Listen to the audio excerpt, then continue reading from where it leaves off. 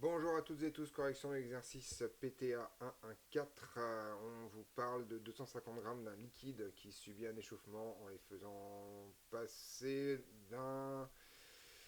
d'une température de 300 Kelvin à une température de 350 Kelvin. On vous demande donc de calculer le transfert thermique et de trouver numériquement dans le cas de l'eau. Alors on est parti, là c'est de la calorimétrie basique, hein, c'est quelque chose qui est au programme de terminale, hein, en tout cas de spécialité physique de terminale si je ne me trompe pas. Donc on est parti, c'est un liquide phase condensée incompressible. Alors là, la thermodynamique des phases condensées incompressibles, c'est beaucoup plus simple, puisque globalement, on se retrouve avec des systèmes où il n'y a pas de travail.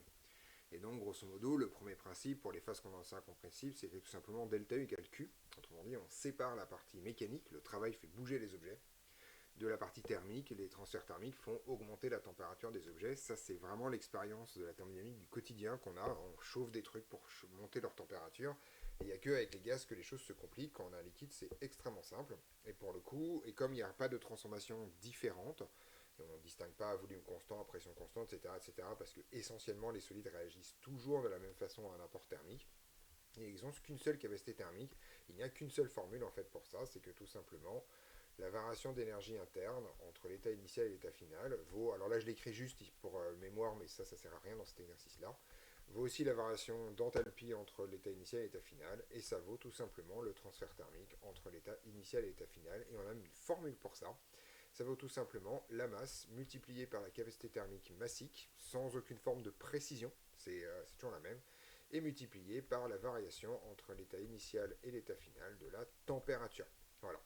Donc là se retrouve concentré quasiment l'intégralité des formules sur les phases condensées incompressibles. On n'est plus dans un truc de changement d'état, il n'y a plus de vapeur, il n'y a plus de gaz, il n'y a plus rien.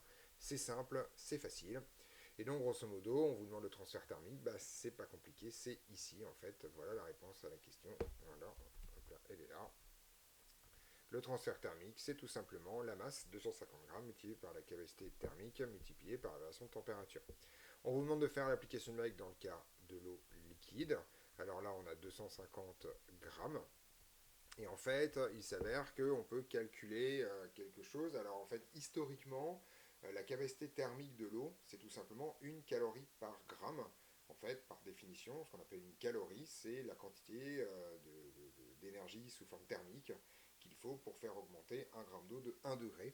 Donc on peut l'écrire d'abord en unité non standard en disant que ça, c'est une calorie, gramme moins 1, Kelvin moins 1. Et delta T, c'est pas très compliqué, c'est tout simplement en fait 50 Kelvin, puisqu'on passe de 300 à 350 Kelvin.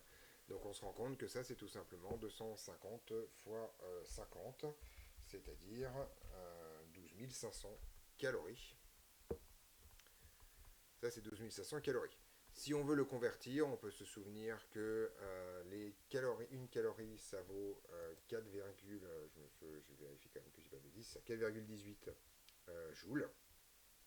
Et donc on peut le convertir assez facilement en joules en disant qu'il faut multiplier par 4,18 joules par calorie.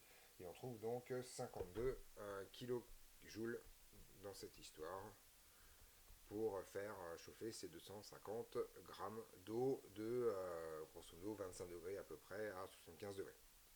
Voilà, ça a l'air beaucoup, mais je rappelle que les joules, c'est une unité qui est relativement petite. Avec quelques joules, on ne fait pas grand-chose. Donc, globalement, c'est une énergie tout à fait raisonnable. On a fait toutes les applications numériques. Ceci termine l'exercice et on se retrouve donc dans d'autres vidéos pour d'autres corrections.